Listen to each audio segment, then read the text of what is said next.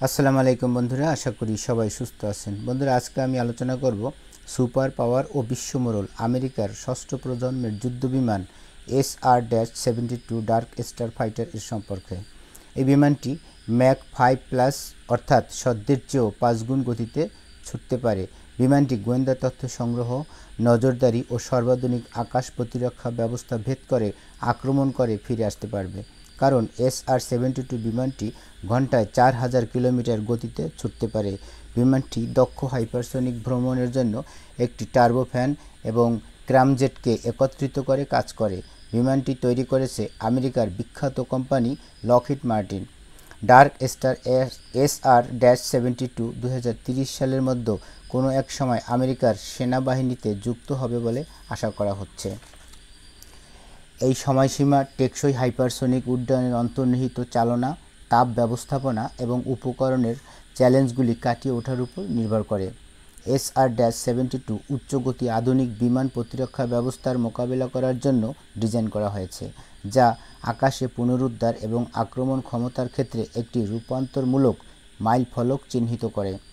বিমানটিতে একটি টারবাইন ভিত্তিক সম্মিলিত চক্র TBCC প্রপালশন সিস্টেম থাকবে, যা একটি ঐতিহ্যবাহী টার্বোফ্যান ইঞ্জিনকে একটি সুপারসনিক দহন র্যামজেট বা ক্র্যামজেট এর সাথে একত্রিত করবে।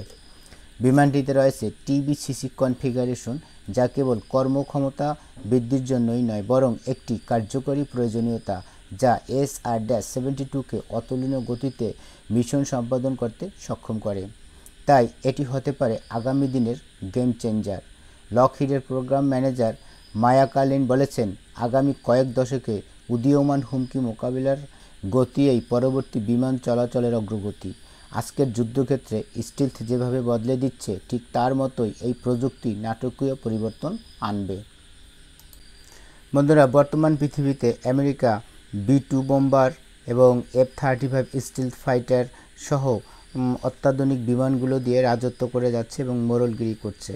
তো ভবিষ্যতে চীন হয়ে উঠতেছে তার চরম প্রতিপক্ষ, কেননা চীনও ইতিমধ্যে তৈরি করছে J-10C, J-35 এবং সর্বশেষ J-36 বিমান, যা আমেরিকাকে প্রচণ্ডভাবে চ্যালেঞ্জের মুখে ফেলে দিয়েছে। তো ভবিষ্যতে আমেরিকা মোড়ল থাকবে নাকি চীন তার মোড়লগিরি ছিনিয়ে নেবে, সেটাই এখন দেখার বিষয়। তো বন্ধুরা, আজকের ভিডিও পর্যন্তই। পরবর্তীতে আবার নতুন ভিডিও নিয়ে কথা হবে। সে পর্যন্ত সবাই ভালো থাকবেন, সুস্থ থাকবেন এবং বাংলাদেশকে ভালোবাসবেন। আল্লাহ হাফেজ।